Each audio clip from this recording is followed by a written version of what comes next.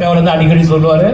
ஆகவே அவருடைய இந்த நினைவுக்கு நாம் வித்தாக அவருடைய கருத்தியலை நாம் இங்கே எல்லோருக்கும் சொல்லக்கூடிய நாளான இந்த நாளிலே தொடர்ந்து நாம் நிகழ்ச்சியை நடத்தி மக்களிடத்திலே நம்மளுடைய கோரிக்கைகளை முன்வைப்போம் என்று இந்த நேரத்திலே பதிவு செய்து, அடுத்ததாக நம்முடைய அந்நியார் அவர்கள் கான்ஸ்டிடியூஷன் புத்தகத்தை நாம் அனைவருக்கும் வழங்க அன்போடு அழைக்கின்றோம்.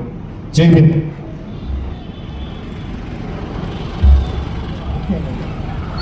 இவர் வந்து இந்த மாதம் 30ஆம் தேதி ஓய்வு பெறுகிறார்.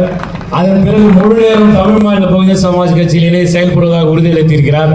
அவருக்கு நம்முடைய பாராட்டுகளை தெரிந்து கொள்வோம். அவர் இந்த நாளில அந்நியரிடத்தில் தன்னுடைய அழைப்புதலையும் அளிக்குமாறு அன்போடு கேட்டுக்கொள்கிறேன்.